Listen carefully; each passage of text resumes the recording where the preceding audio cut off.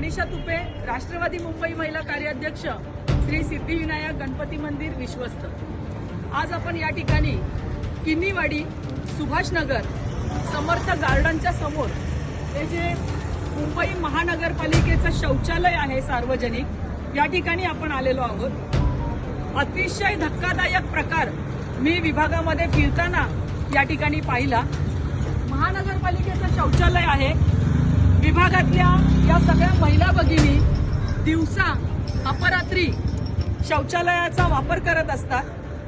शौचालय म्हटलं की ती सुरक्षिततेची जागा महिलांसाठी असली पाहिजे, परंतु या ठिकाणी भयानक परिस्थिती अशी आहे, आपण पाहू शकता।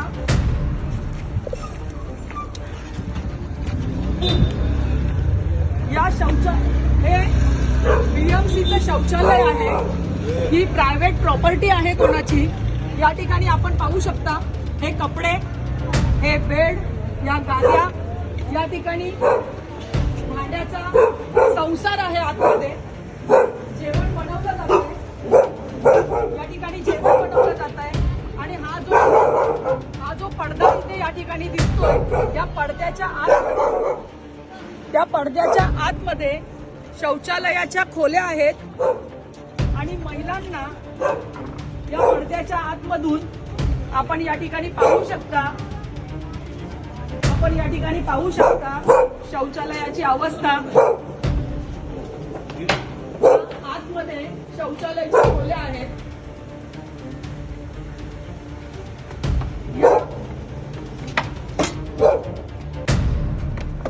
माझा बीएमसीला प्रश्न आहे की हे शौचालय आहे की कोणाची प्रायव्हेट प्रॉपर्टी आहे।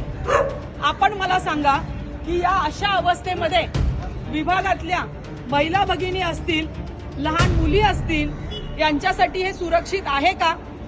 या ठिकाणी जे कोणी इथे राहत असतील, त्यांच्या घरामध्ये पुरुष असतील किंवा विभागातले सुद्धा इतर कोणी पुरुष या ठिकाणी जर बसलेले असतील आणि महिला भगिनी रात्रीच्या शौचालयाला जात असतील, तर ते त्यांच्यासाठी सुरक्षित आहे का?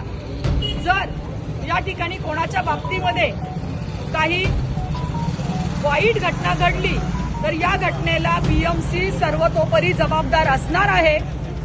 या विभागामध्ये हा जंगलराज चाललेला आहे। लोकांना त्यांचे अधिकार माहीत नाहीये, लोकांमध्ये सुरक्षिततेची भावना नाहीये, लोकांना हेच माहीत नाहीये की या अशा अवस्थेमध्ये आपण शौचालयाचा वापर करणं हे धोकादायक आहे। परंतु कुठे जायचं, कोणाला सांगायचं, कसा आवाज उठवायचा, या भावनेमधून लोक हे गप्पपणे सगळं सहन करत आहेत। माझा बीएमसीला प्रश्न आहे, मला याच्यावर लवकरात लवकर कारवाई पाहिजे। धन्यवाद।